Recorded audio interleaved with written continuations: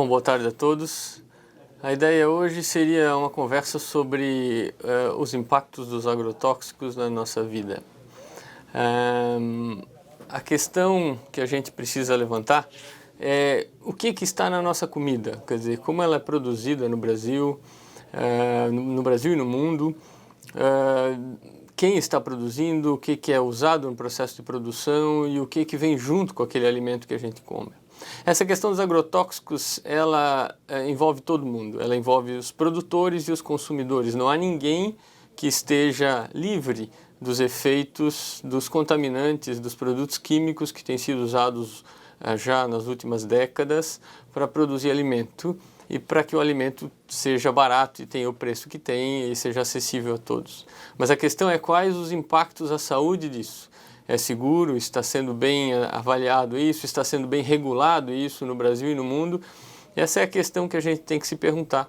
Comer é uma das poucas coisas que a gente faz do primeiro ao último dia de vida. Então é uma coisa que realmente a gente deve se preocupar. E não só com o conteúdo nutricional dos alimentos, mas com aquilo que está contaminando ou que vem junto e a gente não sabe, não enxerga, não sente, mas a gente sente os efeitos disso. Então nós no Centro de Informações Toxicológicas estamos buscando responder a essa questão. Quais são os impactos dos agrotóxicos? Mas a questão não em termos de intoxicação, tanto de intoxicação aguda, que é importante, e o Centro de Informações Toxicológicas vem resolvendo já há 30 anos, mas a questão de o que acontece quando a gente é exposto a pequenas doses cronicamente, pequenas doses no dia a dia. Isso envolve tanto, claro, os produtores, que são mais expostos, porque lidam com os produtos, aplicam os produtos, respiram o produto, e como todos nós, consumidores, porque ingerimos água e alimentos todos os dias que estão sendo produzidos dessa maneira. Então, essa é a pergunta que a gente está tentando responder, e para isso a gente está tentando levantar tudo que tem na literatura, em termos de estudos já mais abrangentes, né? Não estudos mais iniciais, mas aquilo que a gente chama de revisões sistemáticas e meta-análises, que é o que há de melhor na literatura científica, que é mais próximo da realidade, da verdade que a gente consegue chegar hoje. O que há de evidência? Então, quando a gente faz essa pergunta, quais são as consequências dessa exposição a pequenas doses de agrotóxicos no dia a dia, tanto para nós consumidores quanto para os produtores, na nossa saúde. O que a ciência sabe hoje, o que a ciência consegue responder hoje, é o seguinte: esse contato com pequenas doses causa várias consequências, né? Então aqui a gente tem algumas delas. O primeiro bloco é da questão da toxicidade para as crianças, né?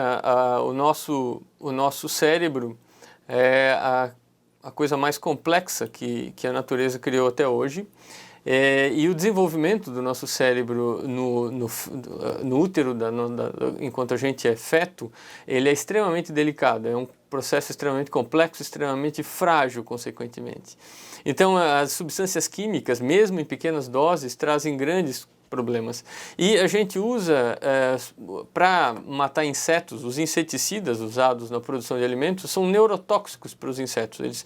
Eles atuam no sistema neurológico dos insetos e, consequentemente, eles vão atuar no sistema neurológico nosso também.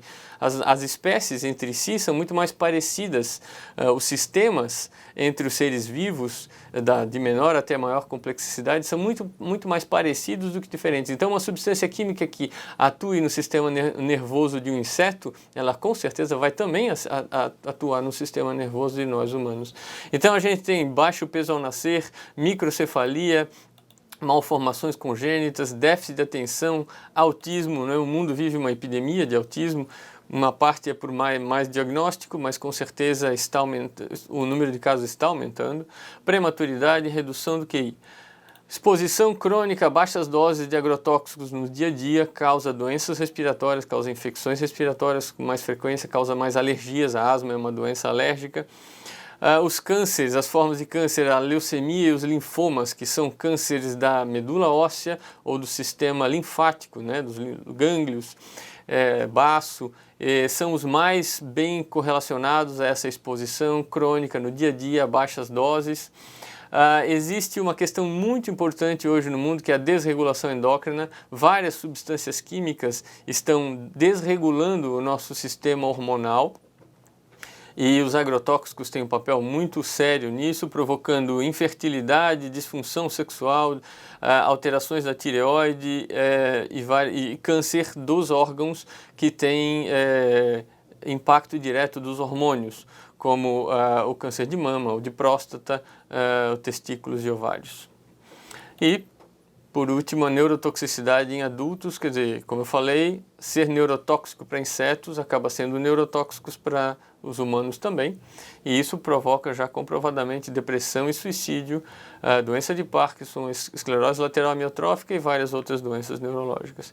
Então, hoje a gente sabe que essa associação existe. A gente muitas vezes não tem ainda evidência suficiente para comprovar a causalidade, mas a associação sem dúvida nenhuma existe e os mecanismos para essa associação estão muito bem estabelecidos. Então essa revisão sistemática feita no Canadá mostra que existe sim grande relação de exposição tanto de consumidores quanto de produtores de alimentos com baixo peso ao nascer, com redução do perímetro cefálico, a microcefalia, malformações congênitas, prematuridade, e a criança que nasce com baixo peso ou com microcefalia, ela tem consequências para a vida toda. Isso significa maior morbidade, mortalidade, incapacidade no adulto, sequelas que são definitivas, que não têm reversão. Essa ainda revisão do Canadá, mostrando que principalmente as questões em relação à memória, a déficit de atenção e hiperatividade, que é outra coisa que afeta muitas crianças hoje, autismo, o risco relativo de autismo é 6 a 7 vezes maior em crianças expostas, em mães e crianças. Quando a gente fala criança, a gente tem que entender que a criança é muito mais exposta quando está na barriga da mãe, porque o que a mãe consome, o que a mãe é exposta, afeta diretamente, e essa é a hora de maior fragilidade do desenvolvimento infantil. As doenças respiratórias, como eu falei, já existe comprovação da correlação importante, asma, infecções respiratórias, doença obstrutiva crônica. Essa é uma revisão feita no Chile, importante, com 27 estudos, mostrando principalmente as alterações neurológicas na infância, com déficit de atenção, distúrbios, déficits cognitivos, em termos de memória, em termos da capacidade intelectual da criança. E os linfomas, que são esses cânceres dos gânglios do baço, então estão muito bem, a associação está muito bem estabelecida, com vários agrotóxicos de todas as classes, então isso já não há mais muita dúvida. Depressão e suicídio, tem muita coisa feita aqui no Brasil, muitos estudos feitos no Brasil, então realmente existe uma associação muito importante no campo e na cidade, com depressão e suicídio e várias outras doenças neurológicas. Então esse é o resumo que a gente pode dizer hoje. Isso a gente sabe que muito provavelmente acontece com exposição a baixas doses no longo prazo. E claro que acontece mais em quem está mais exposto e menos em quem está menos exposto, e claro que isso depende da suscetibilidade genética de cada um. Agora, todos nós estamos expostos, não há ninguém que não esteja exposto, porque no meio ambiente, comendo e tomando água e respirando ar no campo também é uma fonte de contaminação, e isso acontece. Existe como se proteger, existe como ficar absolutamente isento desse risco? Não existe. Nem com equipamento de proteção no campo, isso não vai acontecer. O uso de equipamento de proteção individual é importante, sem dúvida nenhuma ele diminui o contato, mas de forma nenhuma ele isola a gente completamente. A gente vai respirar o produto, a gente vai tocar na nossa pele, vai ser absorvido, e na hora de comer ou tomar água não tem como usar equipamento de proteção, então a gente vai estar exposto, seja na fase da produção, seja aqui na cidade, consumindo os alimentos, né? Então são doenças muito graves, são pesos muito grandes para a nossa saúde que a gente deve pensar. E eu falei da neurotoxicidade, que a gente tenta matar inseto com um produto neurotóxico para os insetos e acaba nos afetando também. O câncer está ligado diretamente a estresse oxidativo, alterações no DNA. Agora, um mecanismo eu queria explicar para que todo mundo entenda, que é esse da disrupção endócrina, né? Então, o nosso sistema hormonal, o nosso sistema... Toda a regulação dos nossos hormônios ela é muito frágil, muito delicada. Os hormônios, eles em pequenas quantidades produzem grandes efeitos. E várias substâncias químicas que a gente não era exposto até que a Revolução Industrial aconteceu, até que a gente começou a revolver a crosta terrestre e começou a fazer produtos químicos e entrar em contato com metais que a gente não tinha muito pouco antes.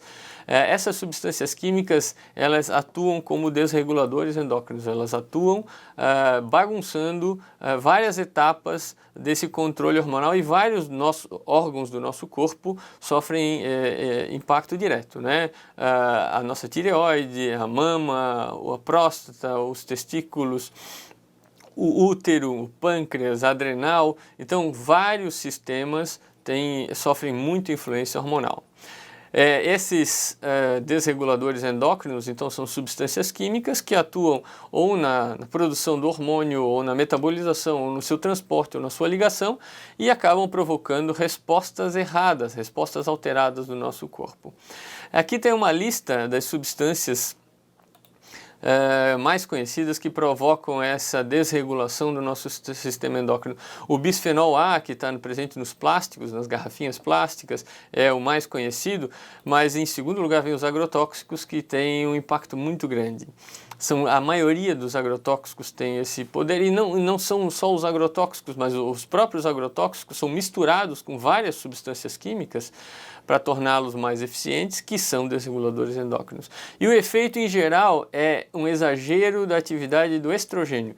Então é como se a gente estivesse tomando um hormônio, e o exagero do estrogênio, o efeito antiandrogênico, quer dizer, o contrário da testosterona, e os efeitos sobre a tireoide é que acabam provocando a maioria dos efeitos.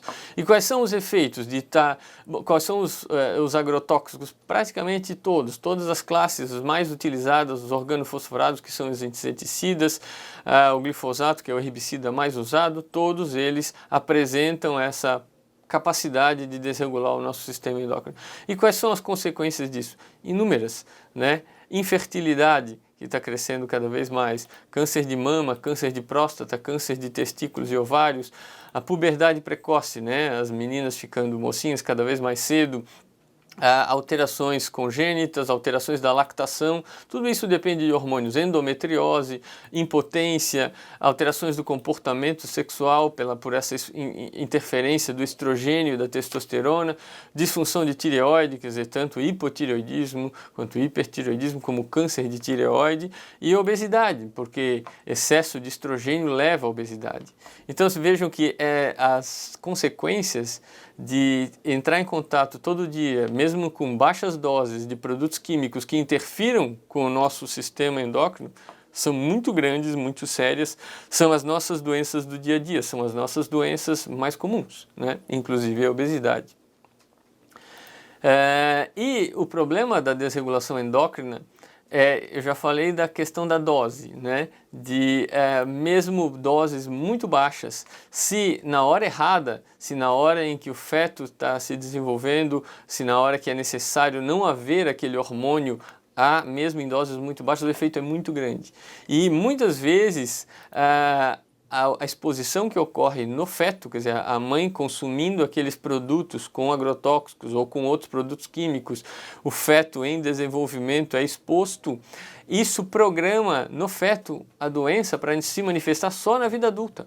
Então é o que se chama da base fetal da doença do adulto. Quer dizer, a gente não vê as consequências na hora, as consequências vão aparecer naquele câncer de tireoide, naquele câncer de mama que acontece aos 20 e poucos anos de idade. Né?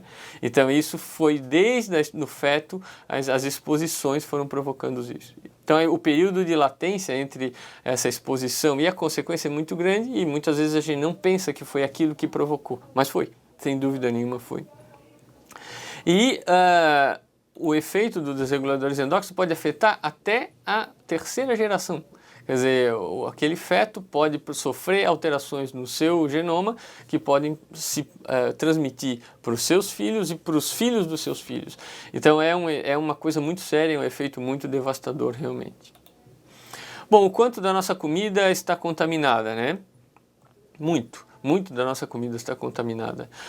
Os estudos, esse aqui é o estudo publicado pela Anvisa em 2012, que foi a última vez que foi publicados os estudos desse programa de rastreamento da comida, e eles viram que basicamente assim, 1/3 das amostras de alimentos in natura estavam contaminados com substâncias ou proibidas, ou em doses muito mais altas do que o permitido, ou em múltiplas substâncias que não deveriam estar contidas naquele produto.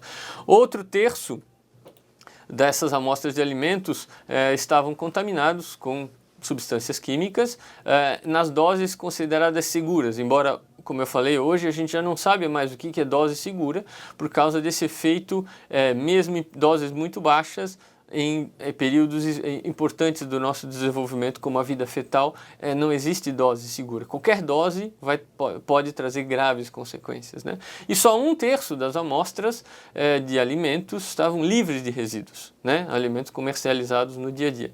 A gente, aqui em Santa Catarina, os resultados são muito parecidos, o Ministério Público tem feito um excelente trabalho, é muito parecido. Então, a gente pode dizer que basicamente 2/3 das amostras de alimentos estão sempre contaminadas, estão sempre com resíduos, a gente está tendo contato, só 1/3 está livre, né? Isso dos alimentos convencionais, não estou falando aqui dos alimentos orgânicos, né?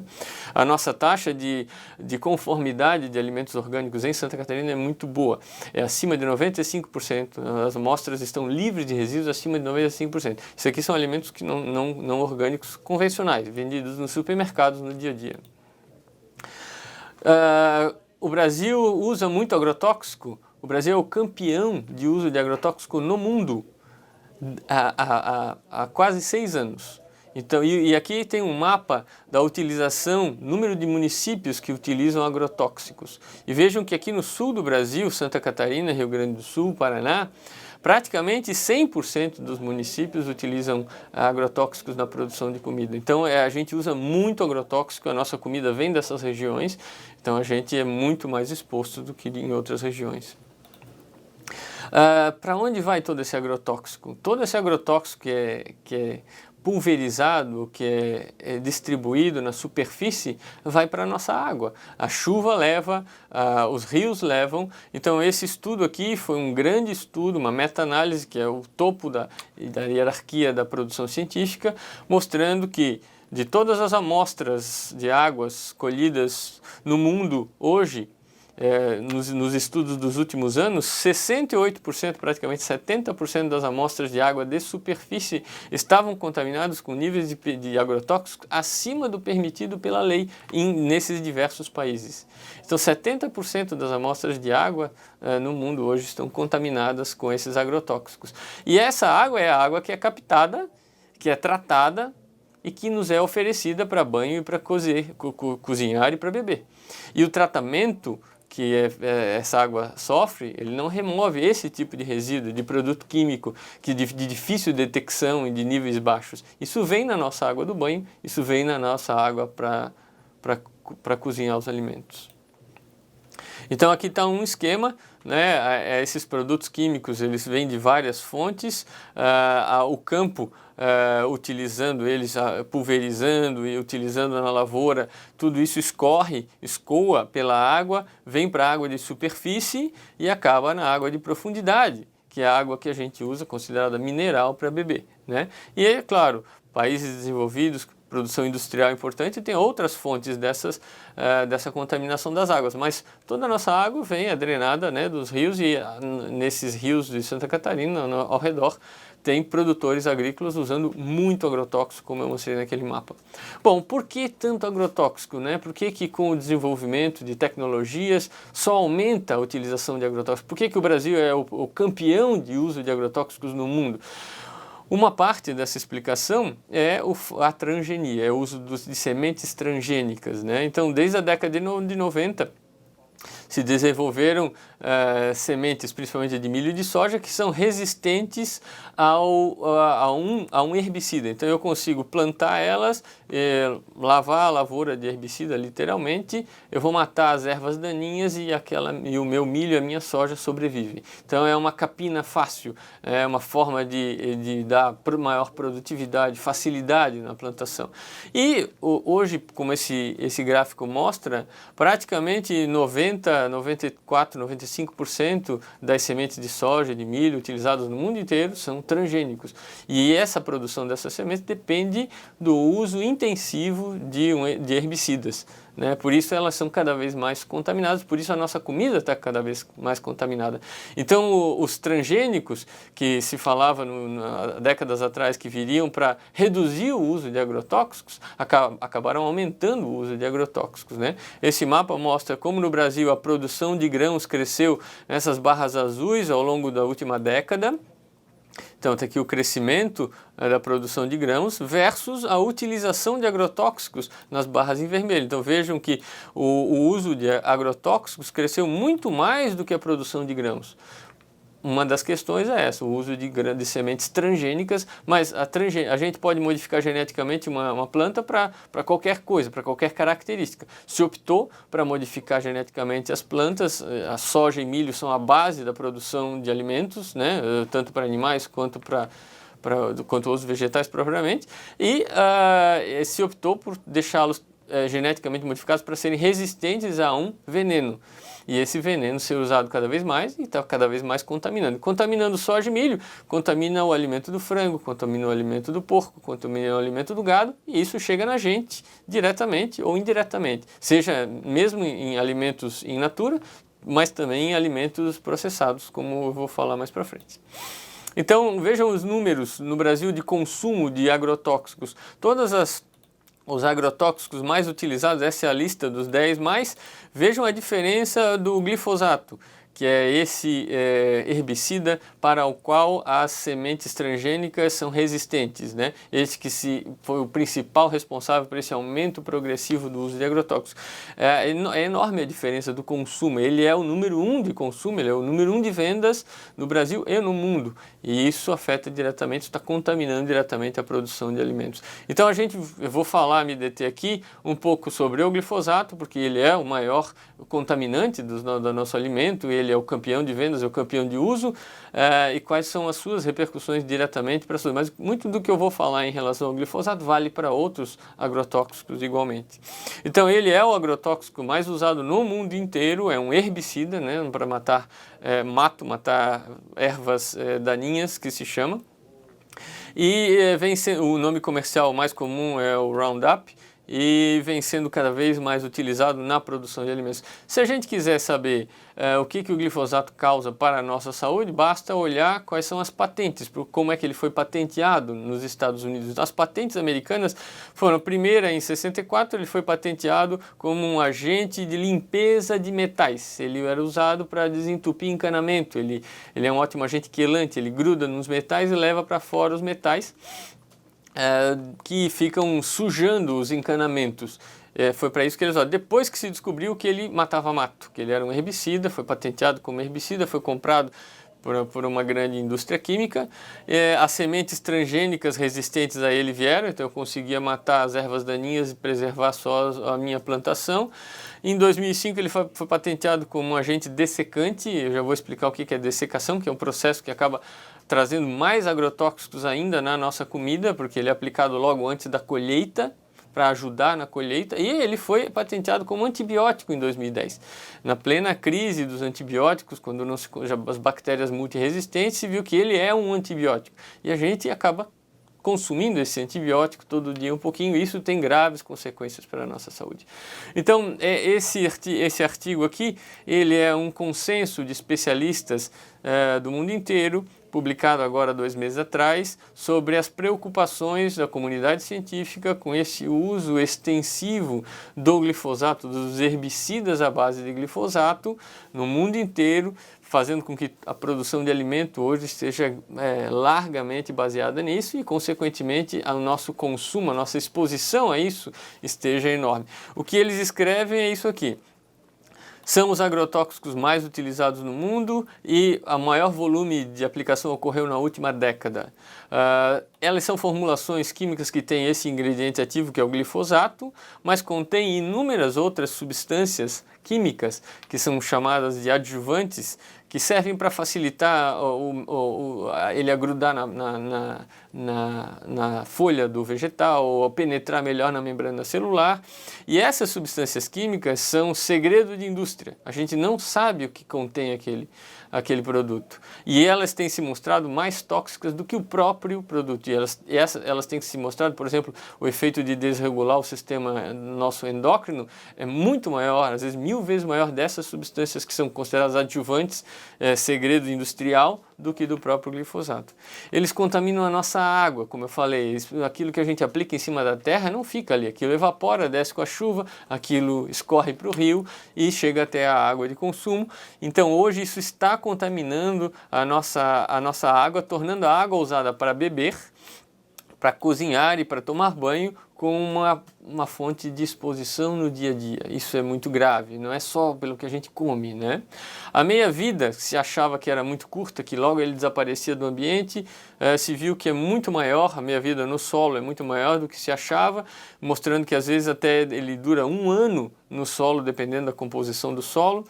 E a presença de resíduos dessas substâncias, ela está aumentando cada vez mais, tanto nos alimentos in natura quanto nos alimentos processados. Por exemplo, o trigo, que é usado para fazer pão, ele é usado para produzir, tem sido usado cada vez mais agrotóxico, o glifosato, então ele está presente no pão, ele está presente na cerveja.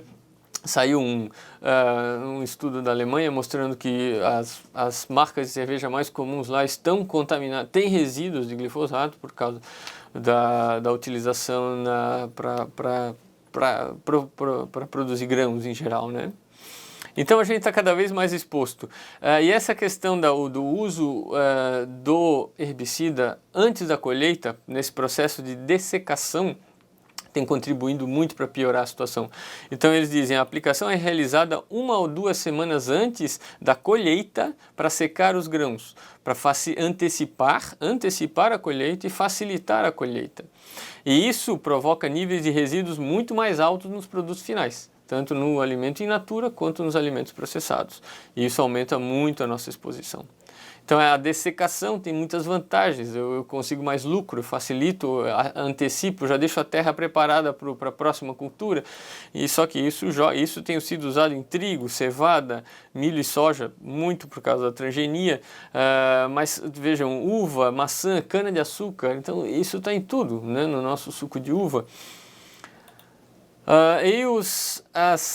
A natureza sempre dá um jeito de resolver o que tenta agredi-la. Então, as ervas daninhas, que antes o glifosato matava bem, começam a desenvolver resistência. Isso faz com que...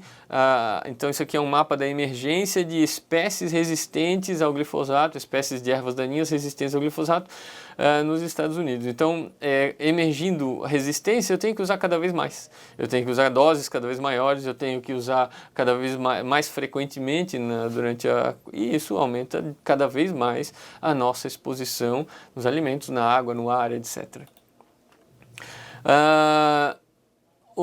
A questão em relação ao glifosato teve um impacto grande no ano passado, quando especialistas da Organização Mundial da Saúde, do órgão que estuda câncer na Organização Mundial da Saúde, se reuniram para discutir sobre o glifosato especificamente e definiram que ele é provavelmente carcinogênico. Então eles mudaram a classificação dele para provavelmente carcinogênico no ano passado. Isso gerou muita repercussão. De novo, qual é o câncer que ele mais provoca? Câncer do sistema linfático, linfoma e as leucemias também. Então isso acendeu a preocupação cada vez mais no mundo. Eles acham que já existe evidência para dizer, não, realmente o problema ele é carcinogênico. Então, concluindo em relação ao glifosato, o que a gente pode dizer com algum grau de certeza hoje é isso: ele é provavelmente carcinogênico, de acordo com a Organização Mundial da Saúde, ele é disruptor endócrino e cada vez surgem mais estudos mostrando isso, de novo, mesmo em doses muito baixas, só depende da época em que a gente é exposto, e o feto durante a primeira infância, onde o nosso organismo é mais sensível, e isso é o que vai acabar gerando muito do câncer de mama, do câncer de tireoide, do câncer de próstata no futuro. Ele causa disfunção renal e hepática, principalmente nos trabalhadores, principalmente nos produtores, porque são um pouco mais expostos. E eu falei, o glifosato é um antibiótico, ele foi patenteado como antibiótico. Então ele causa disbiose intestinal, ou seja, ele mata a parte das bactérias que compõem o nosso bioma intestinal. E a nossa saúde se está descobrindo que depende muito mais desse nosso microbioma, desses micro-organismos que vivem na gente, com a gente, no nosso intestino, na nossa pele. A nossa saúde depende muito mais deles do que das nossas células. Eles fazem não só digestão, mas eles fazem nossa defesa, eles regulam a nossa imunidade, regulam o nosso metabolismo. Então, esse conhecimento levou a um projeto milionário da Agência de Saúde americana, que é o projeto do microbioma humano, que está definindo exatamente quais são como é que a gente pode manipular ou mexer nisso para melhorar a nossa saúde, né? E tomar uma dose de antibiótico, o glifosato, esse agrotóxico mais usado na produção de alimentos hoje no mundo inteiro, ele é um antibiótico. Tomar uma dose pequena de antibiótico todos os dias é tudo que a gente não precisa para o nosso microbioma. Isso vai matar as bactérias que nos ajudam, selecionar as resistentes e patogênicas, aquelas que nos trazem problemas, e com isso a gente vai ter cada vez mais doenças. Doença inflamatória intestinal, doenças autoimunes como os reumatismos, doenças neurológicas cada vez mais. Essa relação do microbioma humano, então, só para entender melhor, é uma outra coisa que, assim como a desregulação endócrina, em pequenas doses faz um estrago muito grande, né? Então, tomar um antibiótico em pequenas doses faz um estrago muito grande por causa disso. No nosso corpo, nós temos 10 vezes mais micro-organismos do que células nossas. Então, a gente pode dizer que nós somos 10% humanos. Porque 90% das células do nosso organismo não são nossas, são micro-organismos que vivem com a gente, em simbiose. E deles depende muita coisa no nosso organismo. E alterações nas populações dessas bactérias, desses micro-organismos, causam obesidade, causam doenças autoimunes, né, as doenças reumáticas, doenças em que o sistema imunológico agride o próprio corpo, alergias, doença inflamatória intestinal, câncer, tudo isso depende do sistema imunológico. E o glifosato, então, é um bactericida, ele é um antibiótico. Essa questão do microbioma humano é tão importante que está, nos últimos meses, nas capas das principais revistas científicas e até não científicas do mundo. Então, ele está na capa da Nature, quer dizer, os nossos amigos viajantes que fazem parte do nosso corpo, a gente não percebe. Na capa da Science, são as revistas de maior impacto científico, e até na capa da The Economist, que é a revista mais importante de economia do mundo, porque isso é uma coisa, o entendimento desse microbioma e de como a gente pode manipular ele para melhor ou para pior, é uma coisa que vai ter um impacto muito grande na saúde no futuro. Então, os agrotóxicos, eles fazem uma alteração bastante deletéria no microbioma, principalmente esse mais utilizado no mundo, no Brasil e no mundo, que é o glifosato, que é um antibiótico. Então, essa é a questão importante em relação a isso. Então, se acha que, como já ocorreu no passado, com o uso indiscriminado e irresponsável de produtos químicos como o DDT, né? O DDT era um inseticida potente, um inseticida organoclorado, que na época do pós-guerra a indústria química não tinha mais o que fazer com aqueles químicos e temos um ótimo inseticida aqui, vamos resolver o problema da malária e de vários insetos do mundo. E o DDT era propagandeado, como nessa propaganda aqui, que era bom para nós, que não fazia mal nenhum, só matava os insetos que tanto nos incomodavam. E ele era aplicado largamente, foi aplicado largamente nas cidades nos Estados Unidos, foi usado no Brasil até muito tempo depois de ter sido banido nos Estados Unidos. Era usado nas piscinas, as crianças, não havia nenhum problema, se achava, vamos usar largamente que não há problema nenhum, não traz problema nenhum. E se descobriu que ele é terrivelmente tóxico. terrivelmente tóxico, causa câncer e causa desregulação endócrina violentamente, né? E até aqui a comunidade científica começou a se posicionar. Essa bióloga marinha, Raquel Carson, ela foi a grande responsável pelo banimento do DDT nos Estados Unidos, que ocorreu na década de 60 e no Brasil só na década de 90, então nós fomos muito expostos e todos nós temos ainda resíduos de DDT no nosso corpo, na nossa medula óssea, no nosso fígado, tem com certeza, e consequências disso, claro, câncer e desregulação endócrina.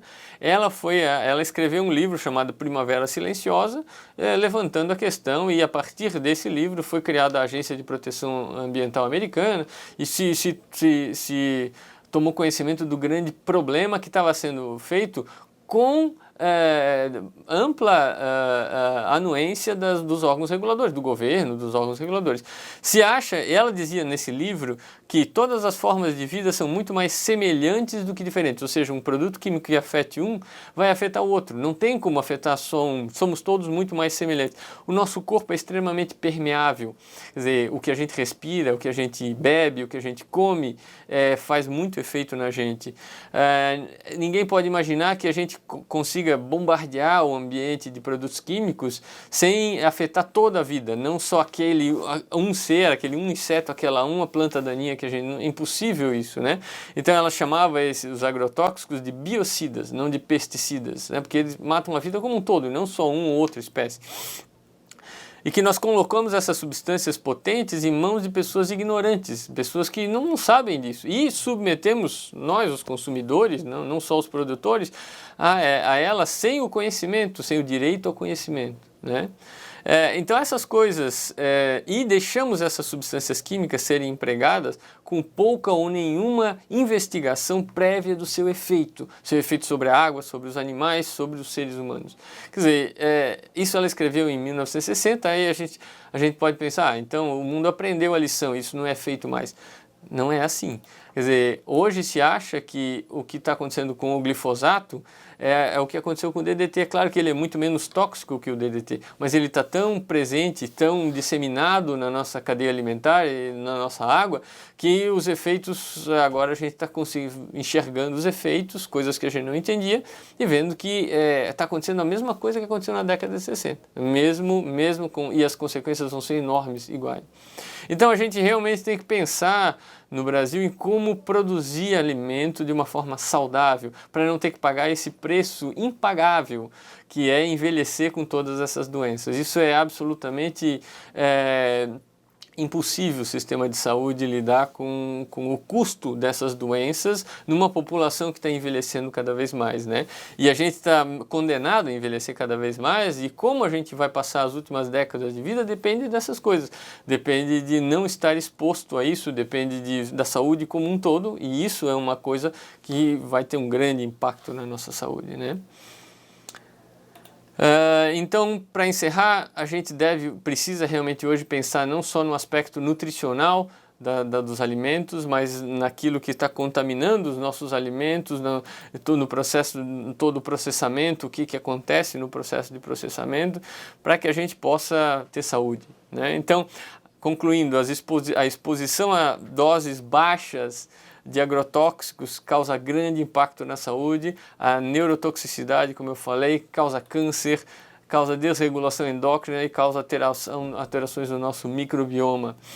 A população afetada somos todos nós, ninguém sai ileso, todo mundo se alimenta, todo mundo respira, todo mundo bebe água, todos estamos expostos. E as crianças são os maiores prejudicados, né? A vida intrauterina na barriga da mãe é o pior período de maior vulnerabilidade, então a gravidez deveria ser blindada dessas substâncias químicas, mas a infância ainda e a vida adulta também sempre com consequências. A gente não tem diagnóstico disso, a gente não pensa nisso, né? No dia a dia, as nossas decisões do que comprar, de que alimento comer e as decisões dos produtores, de como produzir o alimento, em relação a custo, a lucro, a saúde, né, em relação a quem vai consumir aquilo, a responsabilidade é de todos nós, consumidores e produtores. Todos nós temos parte nisso, não há posição, não há como ficar sem tomar partido. Ou a gente é parte do problema, ou a gente é parte da solução, né? E já existe evidência científica, a comunidade científica no mundo inteiro diz isso, já existe evidência científica suficiente para a gente reconsiderar de forma ampla a nossa produção de alimento. Existe como produzir alimento saudável para todos, para alimentar o mundo, sem usar essas substâncias químicas? Quem estuda isso diz que sim, sem dúvida nenhuma existe como produzir alimento saudável, sem todas essas consequências, desde que se use a ciência, desde que se use. Então eu queria agradecer a atenção, queria colocar o Centro de Informações Toxicológicas à disposição. A gente atende 24 horas por dia para esclarecer, para dúvidas, sintomas às vezes que surjam que a gente pode relacionar ao uso de agrotóxicos, mas a discussão, como vocês viram, é muito ampla. Ela não é só, a gente não deve esperar sintomas para resolver nada. As consequências vêm, elas podem demorar muitos anos, são coisas crônicas, doenças crônicas, e que a gente muitas vezes não relaciona diretamente, mas está relacionado diretamente a tudo isso que a gente está acontecendo no nosso dia a dia. Então eu queria agradecer a atenção de todos e estou disponível para questionamentos. Navegantes perguntou se existe alguma medida para diminuir o teor da toxicidade desses agrotóxicos presentes na água. Não, a descontaminação da água é uma coisa muito difícil. É um processo que não é realizado de rotina por quem trata a água para o nosso consumo e para o nosso banho, né? Então não existe medida eficiente e nem rotineiramente realizada para isso. O que a gente precisa é parar de contaminar as nossas águas, né? A descontaminar vai ser muito mais caro e muito mais difícil do que parar de contaminar. A Chapecó falou que colocar os alimentos mergulhados em água mais carvão ativado reduz a concentração de agrotóxico presente nos alimentos? Então, não existe uma maneira eficiente de descontaminar alimentos. Misturar várias coisas, produtos químicos, tirar a casca. Os produtos são utilizados desde o germe da planta, desde a semente. Então, eles estão na estrutura toda, nas células do alimento. Não existe medida de descontaminação, a não ser lavar com água abundantemente, que tira só aqueles resíduos superficiais, mas que de forma nenhuma tira aquilo que está impregnado nas células do alimento. Então, não existe medida eficiente de descontaminar alimentos de agrotóxicos. Aí Coronel Martins falou aqui que lá na cidade deles se usa na cultura do feijão o processo de amadurecimento precoce, que são comentários, né, deles no chat ali, que é o principal alimento na mesa do agricultor. E aí também eles comentam que tem encontrado alterações hematológicas a nível de série vermelha, anemia crônica em adultos do sexo masculino que se acompanham de manifestações periféricas de nervos. Sim, são duas manifestações super comuns de intoxicação por agrotóxicos, alterações no sangue e alterações neurológicas. Essas são duas das mais comuns: dor de cabeça crônica, anemia, formigamento, alterações de sensibilidade, depressão, são dos sintomas mais comuns. E, em geral, esses processos de amadurecimento precoce de grãos, maturação precoce, facilitação da colheita, é o que eu falei em relação à dessecação. É o uso intensivo de produtos químicos e logo antes da colheita, o que faz que chegue diretamente no nosso prato essa substância. Aí o pessoal de Uruçanga perguntou ali o que você diz em lavar as frutas com bicarbonato de sódio, né, para retirar parte do agrotóxico que fica na casca. Então, é o que eu falei, não existe medida de iodo, álcool, não existe o que fazer para tirar o que está impregnado nas células dos alimentos. Penha, o que nós, trabalhadores da saúde, podemos ajudar, né, e colaborar na diminuição do agrotóxico? Como, né? Trabalhador de saúde, pode ajudar muito de duas maneiras. Uma, alertando todo mundo, os familiares, os pacientes, todo mundo que entra em contato em relação a esses problemas, e diagnosticando, né? O problema é subdiagnosticado, a gente não tem notificação de intoxicação crônica, praticamente nada, só das agudas. Então, quando quando tiverem essas doenças que são relacionadas e na história do paciente, o paciente é agricultor, usou isso ao longo da vida, tem contato ainda e está com depressão, está com dor de cabeça crônica, está com alterações neurológicas, está com alterações hematológicas, notificar isso, ligar para o Centro de Informações Toxicológicas, olha, tem um caso assim, a gente vai notificar, isso vai entrar no Sistema Nacional e aí o Ministério da Saúde pode tomar atitudes para tentar modificar ou coibir ou tentar, né, alguma modificação. Como eu falei, o que a gente tem que mudar é o modo de produção de alimento como um todo. Isso é uma coisa que envolve a sociedade, todas as áreas da sociedade, não envolve só a saúde, nem só a agricultura, nem só o planejamento, né? Aí Chapecó pergunta como lidar com o problema do crescimento populacional global e a demanda de alimentos em detrimento do uso de agrotóxicos para aumento da produção agrícola. Então, essa é uma resposta que não sou eu que vou responder, porque eu não sou engenheiro agrônomo, não sou produtor, né, e não estudo isso. Quem estuda diz que é plenamente possível o sistema de produção sem químicos. Quem estuda isso é unânime, a Organização Mundial da Saúde afirma isso. O que a gente da área de saúde pode falar é que o custo de se continuar como estamos é incalculável, né? Porque essas doenças que eu falei, elas estão... A gente deixou de ter aquelas doenças transmissíveis, né? Deixou aquilo, claro que ainda existem as epidemias, e o Zika está aí para provar isso, que matam a gente, mas a gente está morrendo muito mais dessas doenças crônicas, de câncer, de doenças neurológicas, e a gente está envelhecendo mal, sofrendo no final da vida, e o custo disso para a sociedade é incalculável. Então o custo de continuar nesse sistema é enorme, é incalculável. A gente precisa mudar de sistema, porque senão não vai ter previdência que dê jeito nesse tipo de envelhecimento cheio de doenças. A Uruçanga perguntou ali se a gente pode confiar nos alimentos que são vendidos como orgânicos, né? Eu acho que essa é uma pergunta muito importante.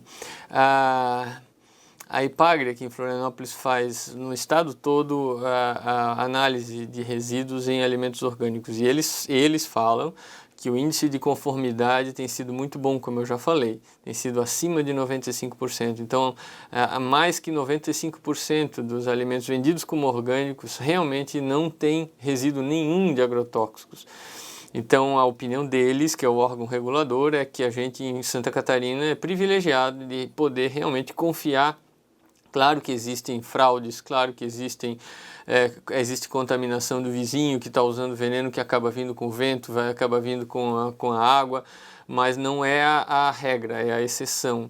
Então a gente realmente, segundo eles, a gente é privilegiado em ter essas opções em muitas cidades, né? Nem em todas as cidades tem feiras organizadas ou tem mercados de orgânicos, mas sempre existem produtores que sabem, que estão conscientes desse problema e vendem e oferecem seus produtos, né? Eu tenho visitado muitos e são assim experiências muito interessantes, são pessoas muito preocupadas com a saúde, muito sérias, muito honestas e que eles mesmos acabam tentando se proteger ao máximo de quem é mal intencionado, de quem quer vender gato por lebre, e então eles acabam eles mesmos denunciando e protegendo esse mercado. O mercado de orgânicos é um mercado que está crescendo no mundo inteiro. Nos Estados Unidos é o mercado de setor de alimentação que mais cresce nos últimos anos. E aqui vai acabar seguindo o mesmo caminho, porque a evidência das consequências é muito grande, cada vez maior, né? As evidências das graves consequências de se ingerir agrotóxicos no dia a dia. Então é uma pergunta muito pertinente e muito importante, né? Certo. Aí depois ali, Penha perguntou o que você acha sobre o incentivo à horta comunitária ou domiciliar, onde encontrar mudas e sementes que podemos indicar para as pessoas que queiram aderir ao hábito dessa horta, desse tipo de horta. Isso não sou eu que acho. A Organização Mundial da Saúde diz que o único caminho possível para a humanidade é a produção de alimentos por pequenos agricultores. E a produção de alimentos no lar ela é fantástica, não só do ponto de vista ético, do ponto de vista de alimento saudável, mas do ponto de vista do nosso microbioma. Então a gente precisa do contato com a natureza, com animais, plantas, terra, para que o nosso microbioma seja saudável. Ou a esterilização dos ambientes, né? O viver na cidade, num apartamento com asfalto, sem contato nenhum com animais, com terra, com vegetação, comprovadamente prejudica a nossa saúde, porque o nosso microbioma fica pobre. Então isso é muito importante em vários aspectos, né?